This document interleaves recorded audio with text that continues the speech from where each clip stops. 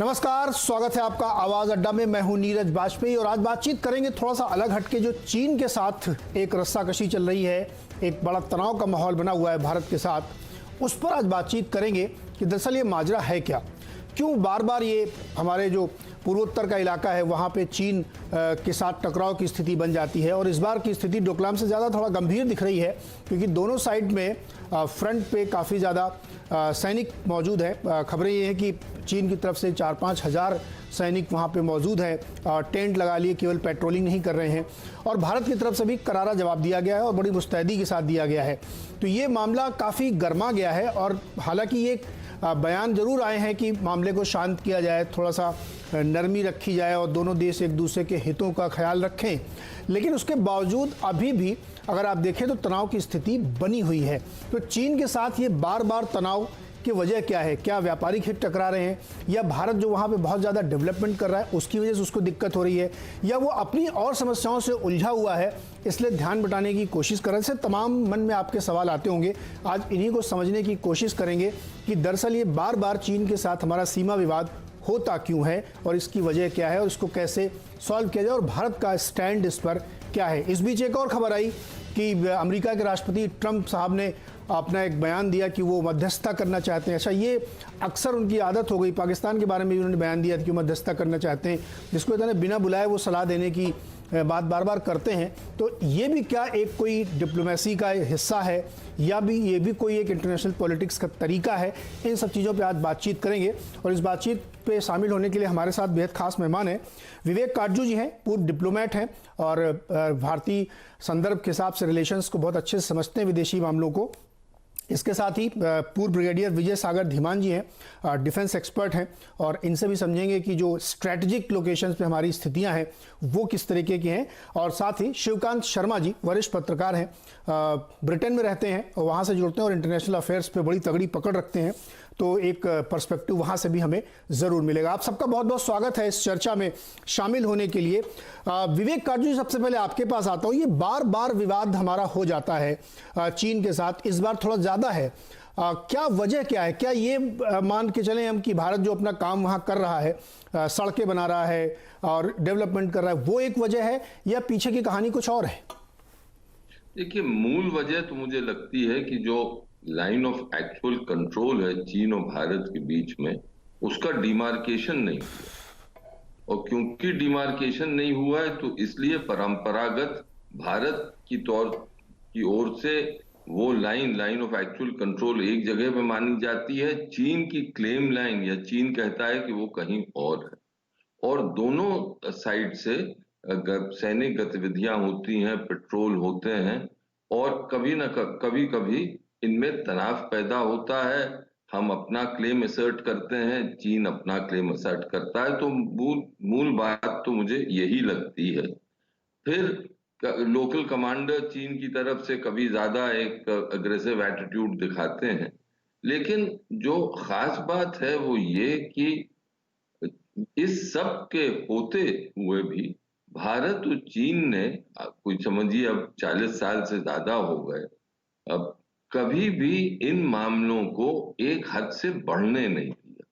यानी जैसे कहते हैं कि एलओसी पर पाकिस्तान के साथ तो फायरिंग होती है, मोर्टर फायरिंग होती है, कभी आर्टिलरी फायरिंग होती है, जबकि वहां जो लाइन ऑफ कंट्रोल है और जो इंटरनेशनल बॉर्डर है वो बिल्कुल डिमार्केटेड है। लाइन ऑफ कंट्रोल तो एक पॉइंट NJ 984 तक 42 तक डिमार्केटेड है, वहां होता है, लेकिन चीन के साथ ऐसा नहीं होता है। हाँ, इस वक्त ये लग रहा है कि चीन कुछ ज्यादा अग्रेसिव हो रहा है। अब सवाल ये हुए हैं कि चीन क्या ये LAC के ऊपर ही अग्रेसिव हो रहा है या इसके पीछे भी और कारण है। उस पर हम आगे चल के, जैसे चर्चा आपका आगे बढ़ेगा, उसका विश्लेषण कर सकते। शिवकांत जी, जो बात अभी राजीव कही विवेक जी ने, उसको थोड़ा संदर्भ में लेते हुए मैं ये समझने की कोशिश करता हूं कि क्या जो हमारा उस जगह का बॉर्डर इलाका है जिसको लाइन ऑफ एक्चुअल हम कंट्रोल मान के चलते हैं, वहां पे कुछ कंफ्यूजन की स्थिति है क्या? क्योंकि वो बार बार स्थिति वो बनती है और फिर मामला सुलझ जाता है, लेकिन ये कंटेंसस बना है, इशू है, तो इस पर आपकी राय क्या है? कार्टून साहब ने ठीक कहा कि सीमा रेखा डिमार्केटेड नहीं है, लेकिन मुझे लगता है कि अगर उसको व्यापक परिप्रेक्ष्य में देखें तो ये एक बहाना है।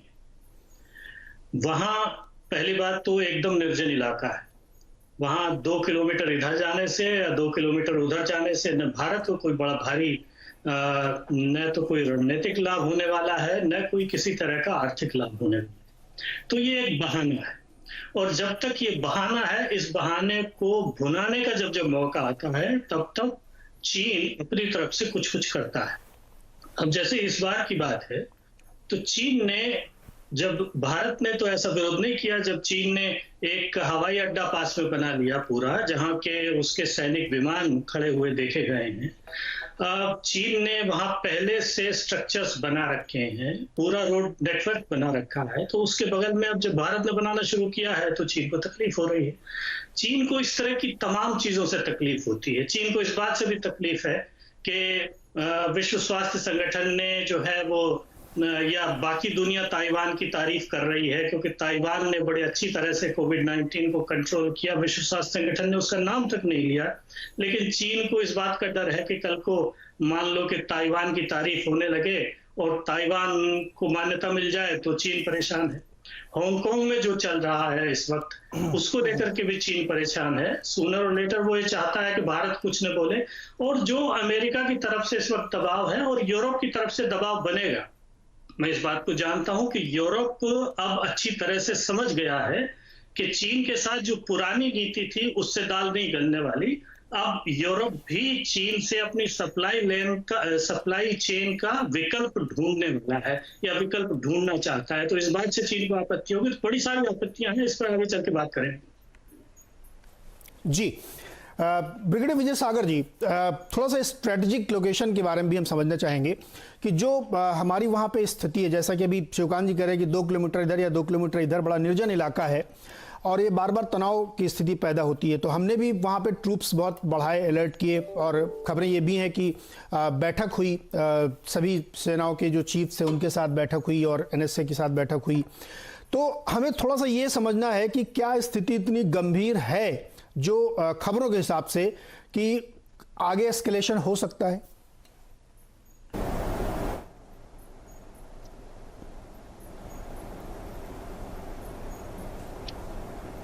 धीमान जी, मैंने आपसे पूछा। क्वेश्चन टू मी, मेरे को पूछा जा रहा है? जी जी, अच्छा ऐसा है, ये जो आप मीटिंग की बात कर रहे हैं, इससे पहले मैं आपको ये बताता हूँ कि ये जो स्थिति लाइन ऑफ एक्चुअल कंट्रोल पे बनी है, इसका बेसिक जो हमने एक इंफ्रास्ट्रक्चर की बात करी थी कि चाइना ने कुछ बना लिया है या इंडिया ने कुछ बना लिया है, तो ये बेसिकली जो चाइना एक रिवोल्ट कर रहा है कि हमने जो दरबुक, श्योक और दौलत बेग ओल्डी एक रोड बनाई है, जिससे हमारी ये एंटायर जो एक्साइचिन पे जो हमारी लाइन ऑफ एक्चुअल कंट्रोल है, उसके ऊपर जितनी हमारी पोस्ट्स हैं, जैसे पेगोंग सो पे हैं, फिर गलवान वैली में हैं, डेप्संग में हैं, और या फिर दौलत बाग ओल्डी के आगे भी हैं, और वहाँ पे हमारी एक ALG भी है। तो उस पर जितनी भी हमारी पोस्ट्स हैं, उसकी लॉजिस्टिक्स वायबिलिटी और ऑपरेशनल वायबिलिटी और इवन इंडक्शन ऑफ ट्रूप्स का जो रेट है वो बढ़िया हो जाता है। तो उससे शायद चाइना को थोड़ा सा खतरा लगा है। अब जहाँ तक ये हमारी नेशनल लेवल पे अपने नेशनल सिक्योरिटी एडवाइज़र या प्राइम मिनिस्टर की जो बात हुई है, तो वो उन्होंने बड़ा ठीक तरीके से कहा है कि अगर चाइना हमें वहाँ पे आकर के आंखें दिखा रहा है किसी भी रीज़न से, वैसे इंफ्रास्ट्रक्चर एक रीज़न है, उसके अलावा इकोनॉमिक जो हमारा ट्रेड इम्बैलेंस है चाइना के साथ, उनके फेवर में वो है, फिर जो प्रेजेंट कोरोना की जो प्रॉब्लम चल रही है इस वक्त, अपनी ये जो 123 कंट्रीज़ ने सिग्नेटरीज हैं चाइना के अगेंस्ट इंक्वायरी के लिए, उसमें भी इंडिया शामिल है, फिर इंडिया ताइवान को भी सपोर्ट कर रहा है। तो उसके लिए हो सकता है उन्होंने हमें दिखाने की कोशिश की हो कि लुक, हम आप पे प्रेशर एक्सर्ट कर सकते हैं। पहले नाकुला में, फिर उसके बाद नेपाल में, नेपाल के थ्रू करवाया, और अभी यहाँ पे लद्दाख में। पर जो हमारी जो पॉलिटिकल इस्टेब्लिशमेंट है, डिप्लोमेटिक इस्टेब्लिशमेंट है और मिलिट्री इस्टेब्लिशमेंट है, इनका जो रिस्पांस है वो अभी तक शायद इन मीटिंग्स के बाद बड़ा मेजर्ड रहा है और बड़ा सही रहा है। और जहाँ पे अगर चाइना ने अपनी ट्रुप डिप्लॉयमेंट बढ़ाई है, अपनी एयर वायलेशंस करी हैं या अपनी एयरफील्ड पे हवाई जहाज़ों को तैनात किया है या अपनी वाटर विंग की जो सोफिस्टिकेटेड बोट्स हैं उनको पेगोंग लेक में उसको डिप्लॉय किया है, तो हमने भी अपनी जो ट्रुप डिप्लॉयमेंट है वो ठीक तरीके से करी है। हमने भी सही जगह पे अपनी बंकर्स बनाए हैं और उनको काउंटर करने का पूरा किया है। और उसी का रीज़न ये है कि चाइना सडनली सॉफन हो गया है। अब सॉफन होने की वजह एक ये भी हो सकती है कि वो इंडिया के रिजॉल्व को टेस्ट कर रहा था, तो इंडिया ने ना ही ओवर रिएक्शन दिखाई और ना ही अंडर रिएक्शन दिखाई। तो अभी तक जो हमारा इंडिया का रिस्पांस है वो बहुत मेजर्ड रिस्पांस है। तो उसी के चलते शायद एक वो रीज़न हो सकता है कि उन्होंने सॉफ्टनिंग शुरू कर दी हो। और सेकेंडली ये भी हो सकता है कि वो जो उन्होंने डिप्लॉयमेंट करी है वहाँ पे वो एक समर पोस्चरिंग हो या एक समर जो एक्सरसाइजेज हम करते हैं, क्योंकि उस इलाके में विंटर्स में सर्वाइव करना बहुत मुश्किल है। तो may be summer posturing summer exercises की भी एक वजह हो सकती है, वो हमें देखना पड़ेगा कि इसके बाद क्या होगा। बट इस समय जो इंडिया का रिस्पांस है, डिस्पाइट जो प्रोवोकेटिव स्टेटमेंट्स पाकिस्तान से भी आई हैं चाइना के फेवर में, सब कुछ ओवरऑल मिला करके आई थिंक ये जो हमने प्राइम मिनिस्टर ने अपनी पॉलिटिकल एस्टैब्लिशमेंट में, मिलिट्री एस्टैब्लिशमेंट या डिप्लोमेटिक एस्टैब्लिशमेंट मिल के साथ जो एक रीजन्ड एक रिस्पांस दिया है वो बहुत एडिक्वेट और बहुत अच्छा है। जी विवेक सर, इसको थोड़ा सा अब आप खोलते हैं। आप लोगों के ओपनिंग रिमार्क्स के बाद 2-3 घटनाएं इस बीच में, जैसे कि वहाँ पे कांग्रेस की उनकी बैठक चल रही है, कम्युनिस्ट पार्टी की, वहाँ पे उनके विदेश मंत्री से एक्सपेक्टेड था कि शायद वो कुछ इस बारे में बोलेंगे, क्योंकि ये तो करीब महीने भर से चल रहा है, लेकिन उन्होंने कुछ बोला नहीं। बाद में विदेश मंत्री की तरफ से, विदेश सचिव या कह राजदूत की तरफ से एक बड़ा सधा हुआ सा बयान उन्होंने दिया। मैं ये समझना चाहता हूँ कि इस बीच में ट्रंप साहब का एक बयान आया, हांगकांग का इशू चल रहा है और सैंक्शंस लगाने की बातें चल रही, जिसका रिपरकशंस हो सकते हैं।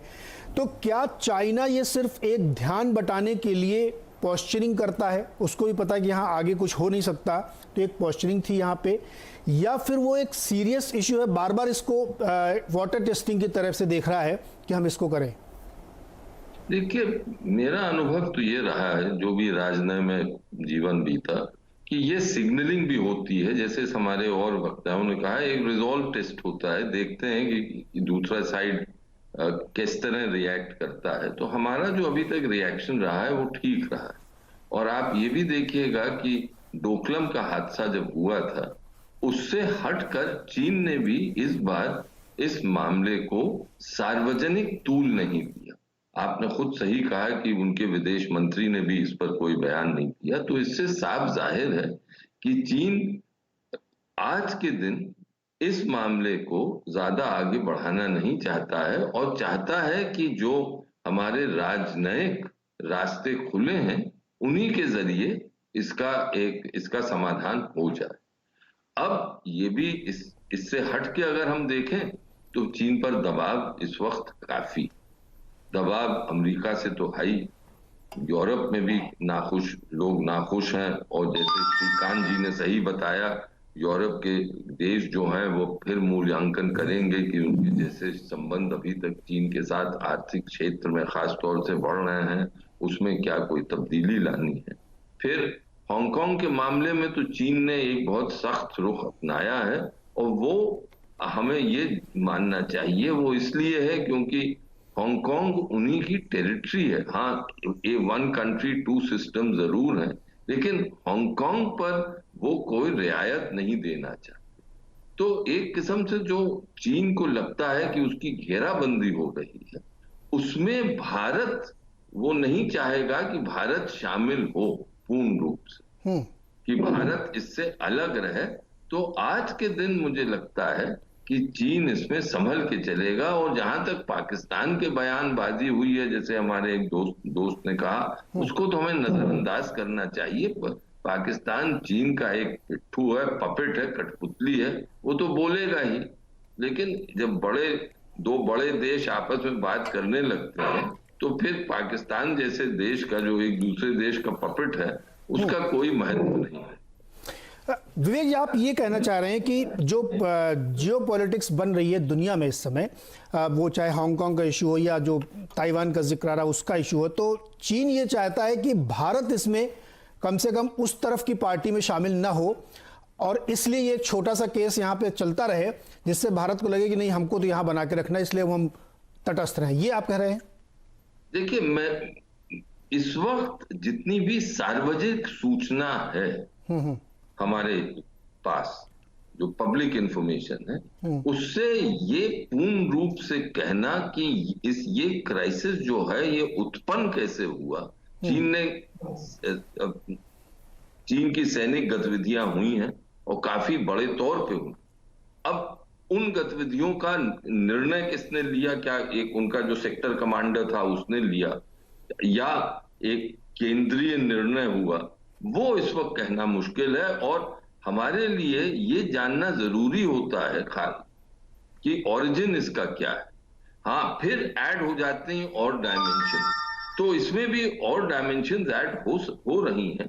लेकिन एक चीज साफ कि चीन, मुझे लगता है, इस बात को ज्यादा बढ़ाना नहीं चाहता, लेकिन उसका भी अल्टीमेट जो हम मूल्यांकन कर पाएंगे वो तो तभी कर पाएंगे कि चीन की गतिविधियां ग्राउंड पर कैसी हो रही। मुझे आशा है कि चीन की जो चीन हमें सिग्नलिंग कर रहा है, जो इशारे दे रहा है, उससे यही साफ है कि वो भी चाहता है कि मामला आगे ज्यादा ना बढ़े, ठंडा हो जाए, क्वेश्चनिंग जैसे। शिवकांत जी, मैं आपके पास ही आ रहा था। एक बात आपने जो कही उसको थोड़ा सा और खोलना चाहता हूं मैं, कि जो ताइवान का आपने जिक्र किया, बीच में एक संदर्भ के लिए मैं रख रहा हूं, आप उसको बताइएगा। अभी 2 दिन पहले चीन की तरफ से एक बयान आया कि उन्होंने 5 कंपनियों को स्टेट फंडिंग के थ्रू वैक्सीन बनाने के लिए बहुत जोर से काम पे लगा रखा है, और उसके साथ एक बयान दिया गया कि अगर वैक्सीन बन गई या कोई एंटीबॉडी दवा बन गई तो वो पूरी दुनिया को उसको तुरंत मुहैया कराएंगे। तो ये क्या, ये भी एक डिप्लोमेसी के तौर पे, नेशनलिज्म के तौर पे इशू किया जा रहा है कि देखिए, समस्या हमने हमारी देश से खड़ी हुई है, तो हम इसको संभालने के लिए, समझाने के लिए हम भी काम कर रहे हैं, क्योंकि जो अभी तक की रिसर्च हो रही है ज़्यादातर अमेरिका में हो रही है। तो ये भी आपको लगता है कि एक अपने को बचाव करने के लिए असली इशू वही है जिसकी तरफ ये ध्यान बटाने की कोशिश कर रहे हैं? हो सकता है, लेकिन मुझे लगता है इस वक्त इतनी जल्दी टीका बनाने की बात करना ये चीन की खुशफहमी के अलावा और कुछ नहीं है, क्योंकि टीके आज तक सबसे जल्दी जो टीका बना है वो 4 साल में मम्स का टीका बनकर तैयार हुआ था। चेचक के टीके को बनने में 10 साल लगे थे, और ये टीका लोग कह रहे हैं 6 महीने में बन जाएगा या 2 महीने में बन जाएगा, लेकिन मुझे नहीं लगता इतनी जल्दी ये टीका बनेगा। भाई, टीका बने या न बने वो अलग बात है। मुझे लगता है जो जड़ है इसकी वो चीन के भीतर है, और क्यों ताइवान की और हांगकांग की या दक्षिण कोरिया की या चीन के आसपास की बात हो रही है, उस संदर्भ में अगर इसको देखें तो अब तक तस्वीर ये पेश की गई है कि चीन में बीमारी फैली, और चीन ने एक ऐसी व्यवस्था के तहत, चाहे उसे आप तानाशाही कहें, कुछ भी कहें, इतना जबरदस्त लॉकडाउन किया और उसको काबू में करके दिखाया। परिस्थितियां बिल्कुल इसके उलट हैं। अगर आप चीन के अंदर जो कुछ चीन से लोग इक्के दुक्के बाहर आए हैं उनसे पूछें, तो जो नंबर बताए जा रहे हैं उससे 10 गुना 20 गुना ज्यादा स्थिति खराब हुई है।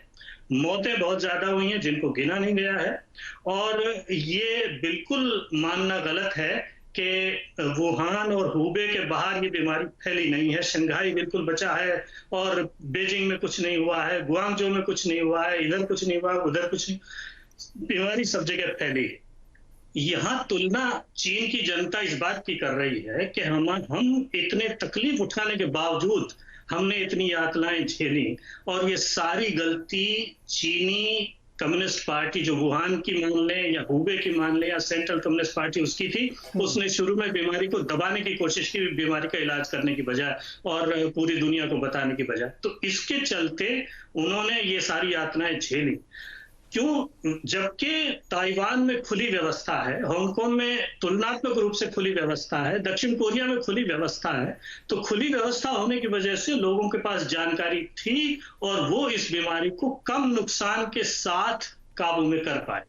तो चीन के भीतर चीन की सरकार को या चीन की कम्युनिस्ट पार्टी को ये लगता है कि इससे एक इस तरह का मतलब लोगों में इस तरह की भावना पैदा हो सकती है कि चीन में भी अब वक्त आ गया है खुली व्यवस्था को लाने का, और लोकतंत्र समर्थक जो है वो आवाजें उठ सकती हैं। तो उनको उठने से पहले ही दबाने के लिए चीन ये तमाम तरह की कोशिश कर रहा है। ताइवान को लेकर के बहुत ज्यादा संवेदनशील हो गया है। हांगकांग में सिक्योरिटी लाने की कोशिश की जा रही है। कभी किसी को दवाइयां जो है ये बताया जा रहा है कि हमारे पास दवा आएगी तो हम मुफ्त में दे देंगे, टीका बनेगा। कुछ देशों को भेज दिया आपने पीपीई, और उसके बाद उनको साथ में धमकी भी दी कि अगर आप ज्यादा बात करेंगे तो हम जो है ये नहीं करेंगे, व्यापार प्रतिबंध लगा देंगे। तो इस तरह की जो कारगुजारी चीन कर रहा है, इसके पीछे ये छटपटाहट है, ये इसका मूल कारण। बड़ी अच्छी बात कही शिवकांत जी। मैं पिछले दिनों ग्लोबल मार्केट को जब स्टडी कर रहा था तो ये कई खबरें मैंने पढ़ी कि चीन के अंदर भी व्यापक पैमाने पर नाराजगी है लोगों की शी जिनपिंग से, कि जिस तरीके से जो आप कह रहे हैं कि कोविड को उन्होंने टैकल किया है वो उससे लोग नाराज हैं। और ये भी बड़ा एक मिस्ट्री है कि वो वुहान से आगे क्यों नहीं गया। ये एक सवाल मैंने बहुत बार पूछा लोगों से कि भाई बीजिंग में कुछ क्यों नहीं हुआ, पूरा हिंदुस्तान, पूरे भारत, पूरा अमेरिका सब जगह फैला, तो वो केवल वुहान में और कैसे सीमित रह गया। तो इसका किसी के पास जवाब नहीं था। अच्छा आपने ये विषय रखा कि शायद वो अपनी अंदरूनी समस्या से परेशान है और अपनी जनता को माइट दिखाने के लिए, अपनी जनता को खुश करने के लिए वो ऐसी पोस्चरिंग पड़ोसी देशों के साथ या दूसरे के साथ कर रहे हैं। धीमान साहब, चूंकि विषय ऐसा लग रहा अब तक की बातचीत से कि बहुत एस्केलेट होने वाला नहीं है, ये पोस्चरिंग से ज़्यादा कुछ नहीं है, तो हमें बहुत ज़्यादा चिंता करने की ज़रूरत नहीं है। बातचीत से हल हो जाएगा या 2-4 दिन में फिर अपने अपने रास्ते चले जाएंगे, ऐसा मान के चले हम? देखिए, 2 पॉइंट्स मैं यहाँ पे बोलना चाहता हूँ। पहले विवेक जी ने जो बताया आपको पोस्चरिंग की जो हमने बात करी, और मैंने भी बोला कि हमारा मेजर्ड रिस्पांस है, ये जो बात जो मानी जा रही है वो चाइना जो है वो नहीं चाहता कि इंडिया वर्ल्ड लेवल के ऊपर अमेरिका का साथ दे, चाहे वो हांगकांग हो, चाहे वो ताइवान का इशू हो, for that matter even Tibet का इशू हो। पांचन लामा की बात आ रही है सामने, उइगुर्स का जो सिंकियांग प्रॉब्लम्स में उनके उइगुर्स मुस्लिम्स हैं उनका इशू हो। चाइना नहीं चाहता कि इंडिया उस साइड में जाए, तो उसने पहले जो उसका फर्स्ट रिएक्शन था, उसने अपनी जो डिप्लॉयमेंट करी है वो इंडिया को डराने की कोशिश करी है। तो इसको अगर मैं आपको जो वर्ल्ड वॉर 2 और वर्ल्ड वॉर 1 के ज़माने में एक बड़ी फेमस टर्म थी गन बोट डिप्लोमेसी, तो इसको मैं गन बोट डिप्लोमेसी मानता हूँ। और आज जो ग्रेजुएशन हुई है वो मैं आपको बताना चाहता हूँ कि आजकल इसको गन बोट डिप्लोमेसी को वुल्फ वॉरियर का टर्म दे दिया गया है। तो चाइना जो है वो एक वुल्फ वॉरियर की तरह एक्ट कर रहा है डराने के लिए, और वो हिंदुस्तान ने उसको बता दिया है कि भाई ऐसा बिल्कुल नहीं होगा। तो that is point number 1। Secondly, जो श्रीकांत जी ने बात करी है कि चाइना में अनरेस्ट है, मैं आपको ये बता दूं कि बहुत सारे think tanks around the world हैं और बहुत सारी थियरीज आ रही हैं कि जो चाइना है इस वक्त, उन्होंने यूएसएसआर जो डिसइंटीग्रेट हुआ था जब ग्लासनोस्ट किया था ब्रेजनेव ने और यूएसएसआर बिखर गया था, उसको स्टडी करना शुरू कर दिया है। इसका मतलब ये है कि चाइनीज लीडरशिप के अंदर ये डर जरूर आ गया है कि हमने जो कुछ किया है वो एक किस्म का बूमरैंग कर गया है, और जो हमारी अपनी पॉपुलेशन है, मैं नहीं बात कर रहा, हांगकांग की बात नहीं कर रहा, वो ऑलरेडी रिवोल्ट में है, ताइवान ऑलरेडी रिवोल्ट में है, तिब्बतन्स कुछ रिवोल्ट में है, उनकी एक गवर्नमेंट इन एग्जाइल इंडिया बैठी हुई है, उइगर मुस्लिम्स जो हैं खुलकर कोई नहीं बोल रहा, पर अंदर उनको पता है गड़बड़ चल रही है, और ऑर्गेनाइजेशन ऑफ इस्लामिक कंट्रीज भी, चूंकि उसमें कुछ मेंबर्स हैं एससीओ के, तो वो भी नहीं बोल रहे हैं। इसके अलावा जो पॉपुलेशन है वो भी इस वक्त सोचना शुरू हो गई है कि जो ये क्लैंप डाउन कर रखा है शी जिनपिंग ने और उनके प्रेसिडेंट ने, कि आपकी जो नेशनल असेंबली में 3000 के आसपास मेंबर्स हैं, 2868 voting in favour, 1 against and 6 abstaining, इस किस्म की जो व्यवस्था है उसको हम डेमोक्रेसी तो कतई नहीं कह सकते। तो एक बड़ी ज़बरदस्त थ्योरी समझ में आ रही है कि अगर यूएसएसआर टूट सकता है तो चाइना भी टूट सकता है, और उसके चक्कर में एटलीस्ट जो गवर्नमेंट है, सेंट्रल लीडरशिप है, उन्होंने कुछ ऐसे प्रिकॉशंस लेने शुरू कर दिए हैं, जैसे ये हांगकांग का आज उन्होंने नया बिल पास किया है जिसकी मैंने फिगर्स आपको दी हैं। उसके अलावा जो ताइवान को ऑलरेडी एक्सेस मिल रही है वर्ल्ड बॉडीज के अंदर, अब इंडिया WHO का चेयरमैन है, तो उस वक्त बड़ा अंदाजा लगाया जा रहा था कि ताइवान अगर मेंबर नहीं बनता WHO का, कम से कम एज ए ऑब्जर्वर बुलाया जाएगा, पर वो हुआ नहीं किसी भी रीजन से। तो ये एक बड़े कॉम्प्लेक्स किस्म का एक जाल बुनता जा रहा है जिसमें चाइना की डिसइंटीग्रेशन की बात भी हो रही है, क्योंकि उन्होंने दुनिया को इतना तंग कर रखा है। अगर आप देखें तो कोई भी कंट्री इस वक्त चाइना से जो खुश नहीं है, स्टार्ट करें साउथ चाइना सी में, सारे के सारे जो आइलैंड्स हैं जबरदस्ती एक्सक्लूसिव इकोनॉमिक जोन के जो राइट्स हैं वो सारे जबरदस्ती ले रखे हैं। फिलीपींस दुखी है, वियतनाम दुखी है। Then they try to coast smaller countries like Thailand, Myanmar, Bangladesh, Sri Lanka, Maldives, इनको फ्री में सबमरीन दे दी कि आप बेसिस हमें दीजिए। फिर वो ईस्ट अफ्रीका में गए हैं और जहां जहां गए हैं फिर उनका BRI प्रोजेक्ट चल रहा है, CPEC चल रहा है, जिसको लोन्स दिए हैं वो सब, उनमें से कोई भी कंट्री स्थिति में नहीं है कि इनके लोन्स वापस कर सके। तो एक किस्म का इनका इकोनॉमिक टेररिज्म या इकोनॉमिक इंपीरियलिज्म चल रहा है, तो उससे लोग इनसे बहुत नाराज हैं। तो इसमें ये बहुत बड़ी पॉसिबिलिटी बन जाती है कि इवन जो इनके इंटरनल थिंक टैंक्स है, चाइनीज वैसे बहुत इंटेलिजेंट लोग हैं, वो कहते हैं 1 in 3 चाइनीज आर PhDs, उन्होंने उनकी एजुकेशन लेवल उतना है। तो ये एक प्रो इंडिपेंडेंस, एक डेमोक्रेसी की बात निकल सकती है और डिसइंटीग्रेशन हो सकती है। बड़ा अच्छा पॉइंट आपने रखा है विवेक जी। एक चीज़ समझाइए मुझे कि कुछ दिन पहले, मतलब 1-2 दिन पहले ही US ने जो सैंक्शंस लगाने की अप्रूवल दी है उनकी कांग्रेस ने, उसमें एक बात रखी गई हांगकांग के संदर्भ में जो कि मुझे बड़ा अजीब सी लगी, कि उसमें यह कहा गया कि जो मुस्लिम माइनॉरिटी है चाइना के अंदर, जिसका जिक्र उइगर का कर रहे थे, उन पे बड़ा जोर जुल्म हो रहा है, इसलिए हम सैंक्शन लगा सकते हैं। अब हांगकांग से उसका क्या कनेक्शन मुझे नहीं पता।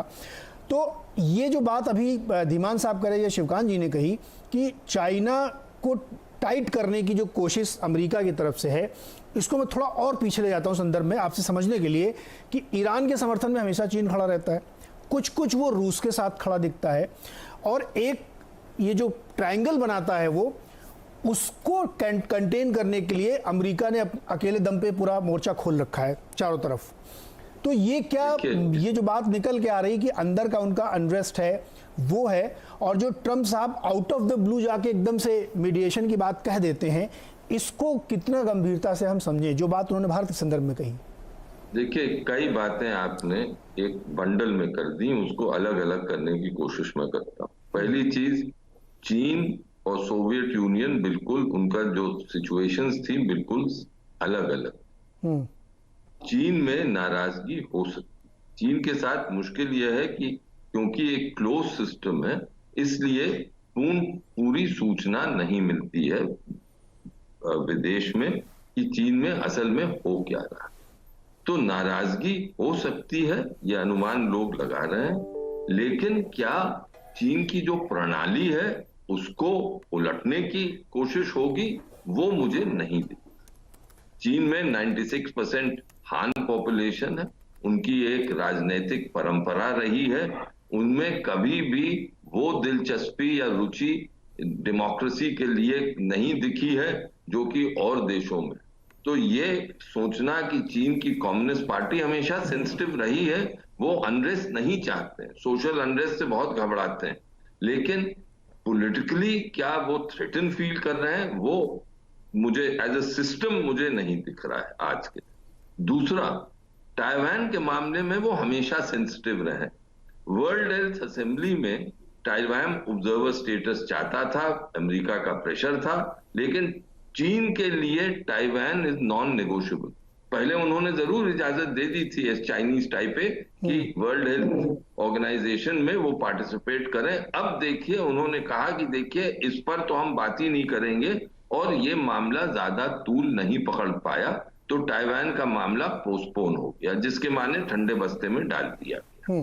फिर हांगकांग, मैंने आपसे पहले ही कहा है, उइगुर वो उस पे वो प्रेशर में है, लेकिन उन्होंने जो रवैया है उनका उनके मुसलमानों के प्रति कि इन पर हम इस्लामिक फंडामेंटलिज्म को रोकेंगे, बढ़ने नहीं देंगे, उस पर बहुत मजबूती से वो कायम रहे हैं। और आप यहां तक देखिए कि OIC जैसी संगठन ने भी उस पर ज्यादा टीका टिप्पणी नहीं की। जी हाँ, चीन का राइज हो रहा है, ये जो मामला हुआ है कोविड से, उसका वो राइज थोड़ा सा उसका धक्का लगा है, और इसलिए चीन इस वक्त अपने आप को एक, जैसे वो कहते हैं, फोर्सेस को कंसोलिडेट करना, सोचना कि आप आगे कैसे बढ़ेंगे।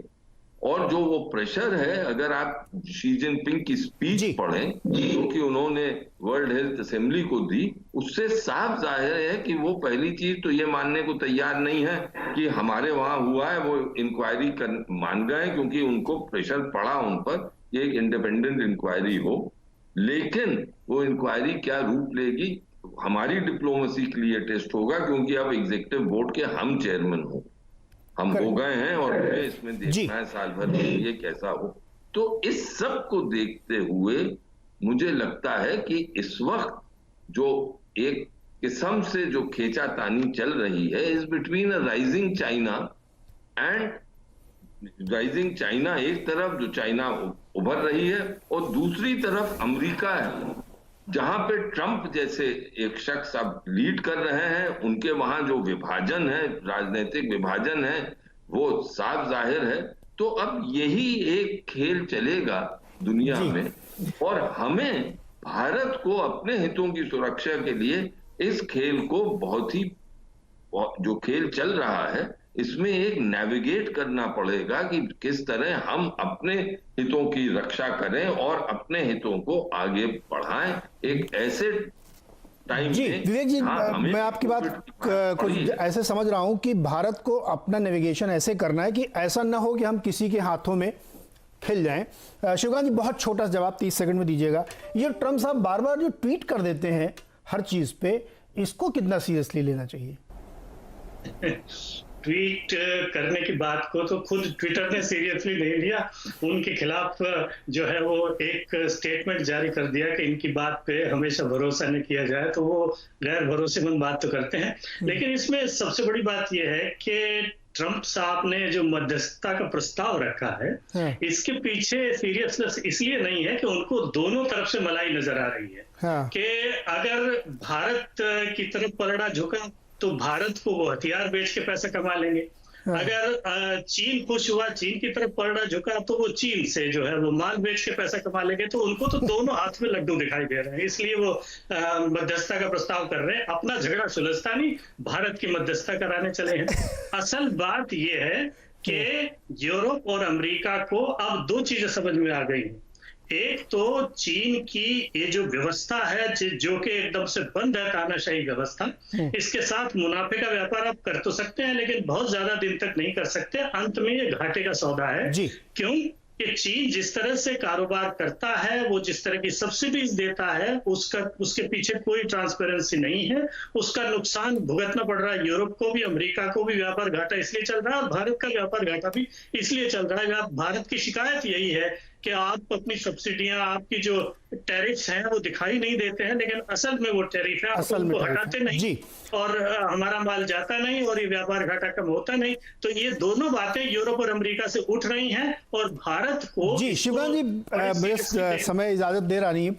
कुल मिला के नतीजा ये है कि अपने अपने हितों को साधने के लिए, वो चाहे स्ट्रेटेजिक हो, डिप्लोमेटिक हो या बिजनेस के हित हो, उनको साधने की सभी कोशिश करना, और भारत को अपनी स्ट्रेटेजिक पोजीशन को बहुत मजबूत रखना चाहिए। और अब तक का जो रिस्पांस है वो बहुत संजीदा कहा जा सकता है। अब तक की चर्चा से हम लोगों की बातचीत से निकल रहा। बहुत बहुत शुक्रिया आप सबका हमारे साथ जुड़ने के लिए।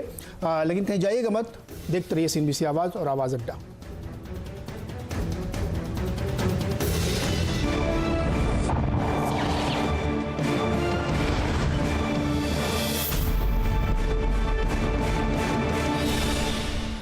कोविड और लॉकडाउन के बीच में व्यापार जगत में काफ़ी कुछ हुआ और बहुत सारे बिजनेसेस को बहुत सारी दिक्कतें आई और बहुत सारे बिजनेसेस अब धीरे धीरे काम करना शुरू कर रहे हैं। लेकिन अभी भी बहुत सारी मुश्किलें हैं।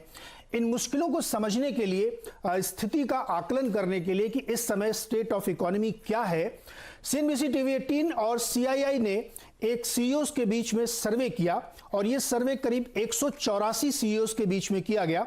CEOs यानी जो कंपनी के चीफ एग्जीक्यूटिव ऑफिसर्स हैं, जो बिजनेसेस को चलाते हैं, उनके बीच में हमने बातचीत की और उनसे ये समझने की कोशिश की कि इस समय जो बहुत मुश्किल भरा दौर है, व्यापार कैसा चल रहा है, आगे की स्थिति क्या बनने वाली है और इससे निपटने के क्या तरीके अपनाए जा रहे हैं और आगे क्या हो सकता है, क्या चाहिए, क्या करना चाहिए, इन सब पे हमने जब उनसे पूछा तो बहुत सारे जो हमारे पास जवाब आए उसमें से हम आपका परिचय कराते हैं कि हमने जो सर्वे किया CII का उसमें क्या निकल के आया। तो CNBC TV 18 CII CEO सर्वे का जो पहला सवाल हमने पूछा इस समय कि बिजनेस ऑपरेशंस का हाल क्या है, यानी इस समय जो बिजनेसेस हैं वो किस तरीके से चल रहे हैं, उनका कामकाज किस तरीके से चल रहा है।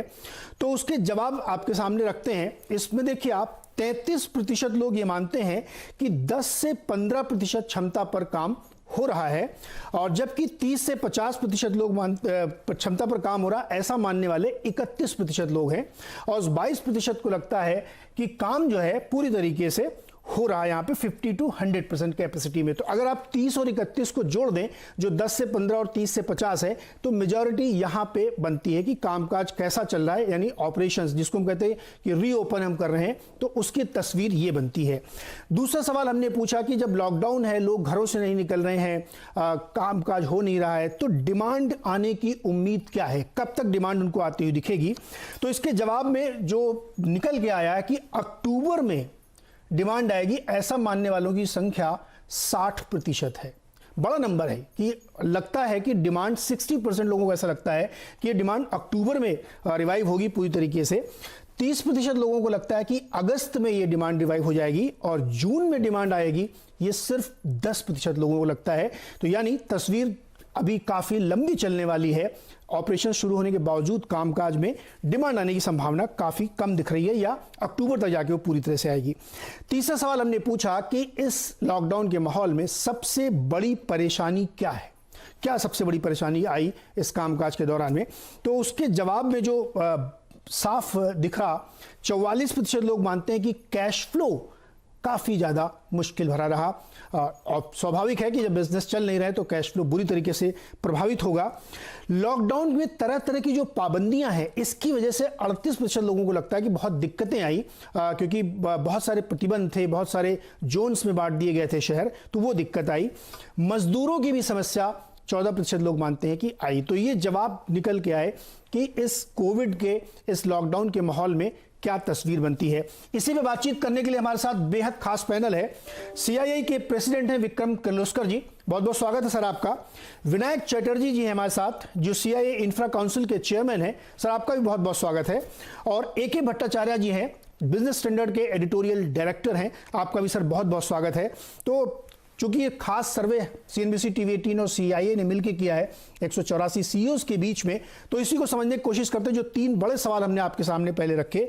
किर्लोस्कर जी, ये जो तस्वीर निकल के आई जो अभी हमने बातचीत की, इसमें ऐसा लग रहा है कि धीरे धीरे ओपनिंग हो रही है, लेकिन अभी भी दिल्ली दूर है। नहीं, दूर तो है। मैं ऑटो बिजनेस के बारे में बोल सकता हूँ कि अभी डीलरशिप्स खोल रहे हैं सब ऑल इंडिया। ग्रीन और ऑरेंज जोन के तो खाली खुले हैं और सर्विस बिजनेस अच्छा चल रहा है। सब मेरे ख्याल से 50-60% तक सर्विस बिजनेस आ रहा है डीलर फैमिली को। अभी डिमांड 2 तरह का है। एक, पहले हम क्या कर रहे हैं काम, जब आप बोल रहे हैं ऑपरेशंस में, मेरे कंपनी में हम पहले हमारी जो इन्वेंट्री है फैक्ट्री में या डीलर के पास, वो पहले खलास करने के लिए देख रहे हैं। और मेरे ख्याल से मंथ एंड मई एंड या फर्स्ट वीक जून तक अबाउट 50% ऑफ मेरी इन्वेंट्री तो खत्म हो जाएगी। ऑर्डर बुकिंग हो रहा है, जितना चाहिए उससे 20 to 25% ही हो रहा है। नॉर्मल जो होता है तब 25 to 30% ऑर्डर हो रहा है, 25%। और मेरे ख्याल से ये आहिस्ता बढ़ जाएगा जैसे लोगों को सेफ्टी का कॉन्फिडेंस आएगा। दो कॉन्फिडेंस होना चाहिए। एक सेफ्टी का, हेल्थ सेफ्टी का, कि सब जगह जहां मैं जाऊं मुझे नहीं होगा डिजीज, एक। और दूसरा फाइनेंशियल सेफ्टी का भी, कि मेरी नौकरी अच्छी है, आगे पैसे आएंगे, अभी सब नहीं तो सिर्फ इसेंशियल परचेसेस करूंगा, ये भी करना ये इसेंशियल है। तो मेरे ख्याल से ऑटो इंडस्ट्री को फुल आने को एक 12 महीने, जून 2021 is what I estimate. But it will go up slowly. I see construction around here. मेरे बाजू में थोड़ा कंस्ट्रक्शन बिल्डिंग फिनिश करने को चालू कर रहे हैं. बैंगलोर में अच्छा काम चल रहा है गवर्नमेंट का और कंट्रोल का. तो थोड़ा गोल्फ कोर्सेज खुले हैं, दुकान खुले हैं, थोड़ा ट्रैफिक दिख रहा है. ये सब चालू हो रहा है, आहिस्ता सा चालू हो रहा है. जैसे कॉन्फिडेंस आएगा वैसे जल्दी जाएगा. लेकिन विक्रम जी, जो एक मूल सवाल था कि बहुत कम लोग मानते हैं कि अभी फुल कैपेसिटी में इनका काम हो रहा है. वो केवल 22% लोगों को लगता है कि 50 से 100% क्षमता में काम हो रहा है. हो सकता है वो कुछ ग्रॉसरी के बिजनेसेस हों या फूड वाले बिजनेसेस हो सकते हैं, लेकिन जो मेजर बिजनेसेस हैं वो अभी भी मानते हैं कि बहुत कम कैपेसिटी में काम हो रहा है. क्या सरकार की तरफ से जो अब लॉकडाउन 5 आने की संभावना दिख रही है उसमें कुछ ऐसा करना चाहिए कि ज्यादा कैपेसिटी में काम कर सकें, क्योंकि उसी से सारा कुछ जुड़ा हुआ है कि लेबर भी आएगा, काम चलेगा, फिर कैश फ्लो भी बनेगा. देखिए, अगर डिमांड ये सब कल सुबह उठकर जो गाड़ी लेगा या रेफ्रिजरेटर लेगा, ये लोग जिनको safety, they start feeling safe and they start buying. Until that happens, we can keep talking about many things. So lockdown आहिस्ता खोल रहा है. I agree with कि जैसे आहिस्ता खोल रहे, सेफ्टी जैसी बढ़ रही है, खोल रहे. I hope सब भारत में लॉकडाउन और काम करने के लिए अलाउ करेंगे. सिर्फ कंटेनमेंट जोन में थोड़ा टाइट रखेंगे, पर उधर भी काम चालू होना चाहिए, क्योंकि हमारे ऑटो इंडस्ट्री के सप्लायर्स है बहुत, और डीलर्स भी बहुत रेड जोन में भी हो सकता है. और red zone, if you look in India, सबसे ज्यादा कॉमर्स होता है. मेरे ख्याल से ऑटो इंडस्ट्री फाइनेंशियल ईयर में 50% ऑफ लास्ट ईयर, रफली 50% के रेट पर जाएगी जी. 50% पे काम होगा ऑटो इंडस्ट्री में फुल ईयर. या और ऑटो इंडस्ट्री कहा जाता है कि जब ऑटो इंडस्ट्री बहुत तेजी से चल रही हो तो इकोनॉमी की तस्वीर मिलती है, और जब उसमें नरमी आती है तो इकोनॉमी की तस्वीर मिलती है, क्योंकि वो जो चक्का घूमता है तो इकोनॉमी चलती है. विनायक सर, इंफ्रास्ट्रक्चर बहुत ही महत्वपूर्ण है, और भारत उस जंक्शन पर खड़ा है जहां पे उसने लाखों करोड़ के प्रोजेक्ट को ओपन कर रखा है. रुक गए थे सारे, वहां की तस्वीर कैसी निकल के आ रही है?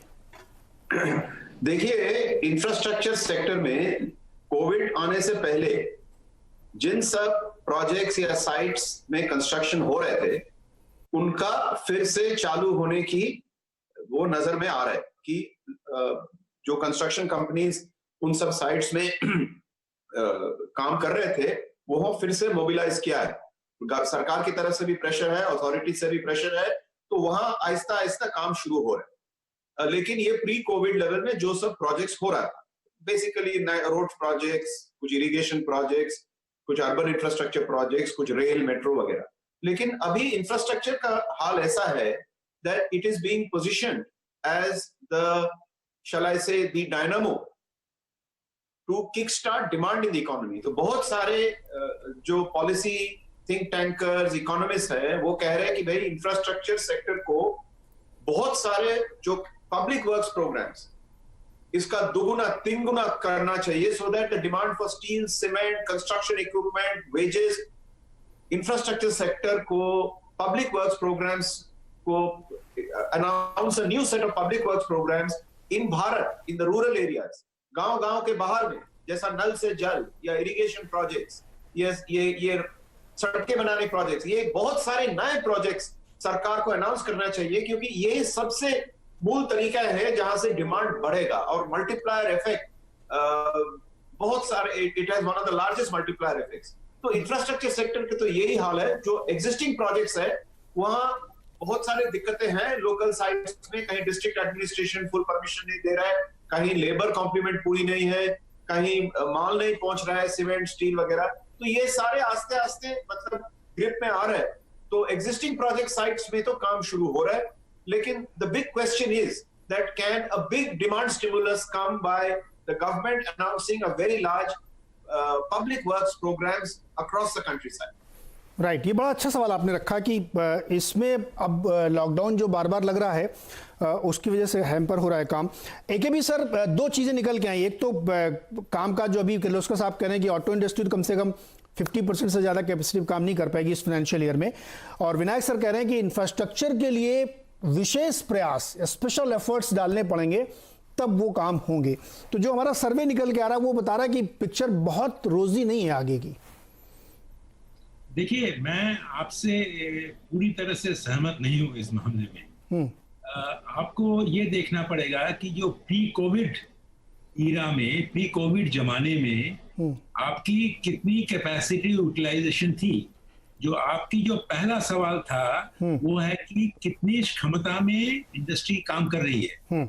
अगर 22% लोग कह रहे हैं कि इंडस्ट्री 50 से 100% क्षमता में काम कर रही है, मैं मानता हूं कि ये सेक्टर शायद वो एफएमसीजी सेक्टर या फार्मा सेक्टर की बात कर रहे हैं, जहां पे 70 से 80% और कोई कंपनियां तो 85-90% का भी क्षमता का उपयोग इस वक्त कर रहे हैं। तो अगर आप आरबीआई की रिपोर्ट प्री कोविड जमाने में देखेंगे तो उसमें मैन्युफैक्चरिंग एंटरप्राइजेस की जो कैपेसिटी यूटिलाइजेशन थी वो 75 से 78% के अंदर होती है। वो है आपका प्री कोविड जमाना। अगर आप ये देखते हैं कि अक्टूबर के अंदर, और जैसे किर्लोस्कर साहब कह रहे हैं कि 2021 जून के अंदर वो पूरी तरह वापस आ जाएंगे, मैं समझूंगा कि जो कोविड-19 का जो प्रकोप हमारे इंडस्ट्रियल एक्टिविटी में हुआ था, उस प्रकोप से बाहर आने की बहुत ही अच्छी सराहनीय रिकवरी मैं देखता हूं। फिर अगर ये सच है तो ये तो मेरी पहली बात है।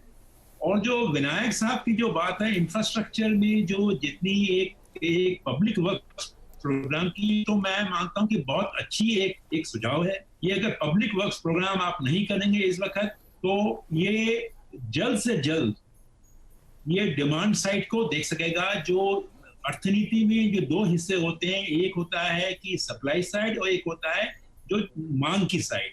ये मांग की साइड को एड्रेस करने में एक पब्लिक वर्क्स प्रोग्राम, उसमें ज्यादा समय भी नहीं लगेगा।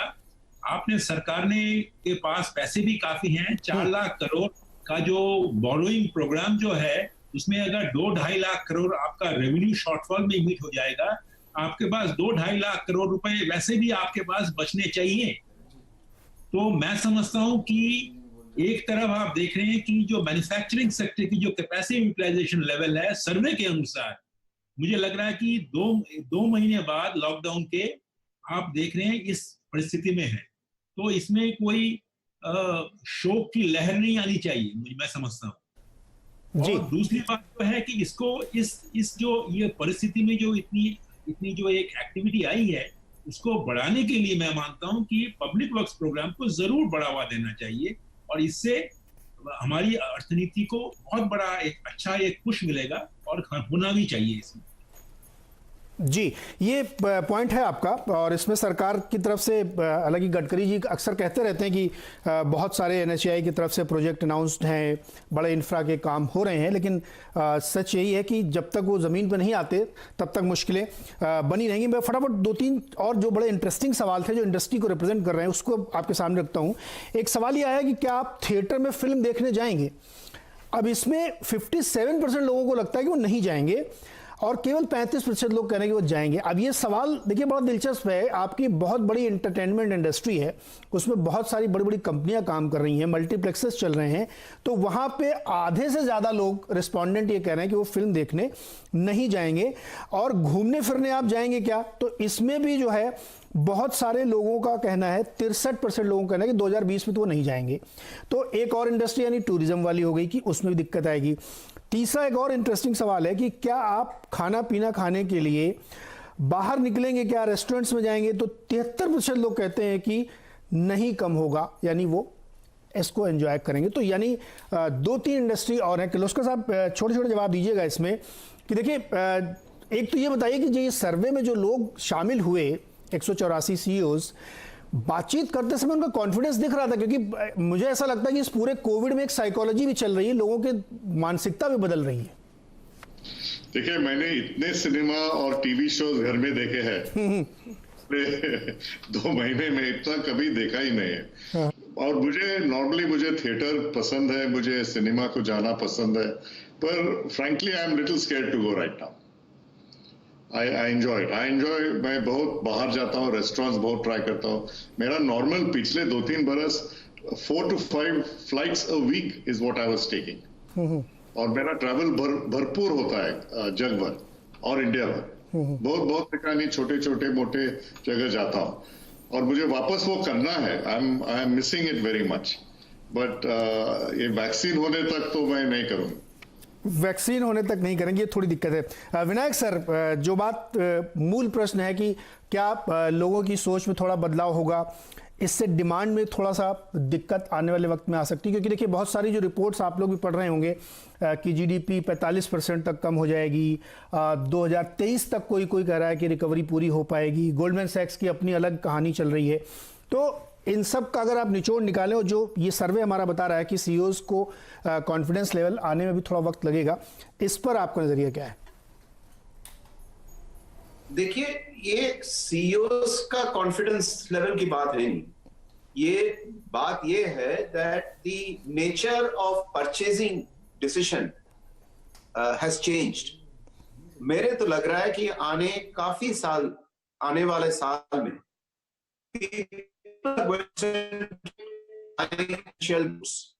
क्योंकि मन में एक डर है, एक आशंक है कि भाई पता नहीं आगे क्या होने वाला है, मेरा नौकरी रहेगा या नहीं, मेरे नेक्स्ट मंथ पे चेक आएगा या नहीं, मेरे धंधा बचेगा या नहीं, डिमांड वापस आएगा या नहीं। ये पूरा पब्लिक में टॉप टू बॉटम एक फियर साइकोसिस है कि the world has changed and बहुत फाइनेंशियल अनसर्टेनिटी आ गए। तो इस फाइनेंशियल अनसर्टेनिटी की वजह से द नॉर्मल ह्यूमन रिएक्शन ऐसे होता है कि भाई आज की जो मेरे जरूरत सामान है, टूथब्रश, टूथपेस्ट, खाना पीना, ये सब में खर्च करे, और जो नॉन एसेंशियल चीज है उसका डिसीजन पोस्टपोन करे। With that it is going to be a long haul in demand, not just for movies और ट्रैवल और होटल और leisure travel, but even in the purchase of many what I call non-essential items। आपकी fridge, आपने आज normal circumstances में कल आप नए फ्रिज खरीदने जाते घर में, तो आज शायद उसको रिपेयर करके और 3-4 साल बाद लेंगे। तो ऐसा मेरे तो दिमाग में ये आइडिया आ रहा है कि people are going to postpone non essential purchases for quite some time, और इसमें तो there will be a huge demand issue और बहुत सारे industries will be saddled with excess capacity, but that is reality. ऐसा होना ही, ये रियलिटी है। एके भी सर, अच्छा एक सवाल अब ये बनता है जो कि बहुत टॉक्ड अबाउट है और ये होने वाला है, क्या लॉकडाउन की जो प्रक्रिया अपना रहे हैं, 5वां लॉकडाउन लगने की तैयारी है 1 जून से, क्या ये भी एक बड़ा डैम्पनर है? सरकार को इस पे कुछ सोचना चाहिए क्या?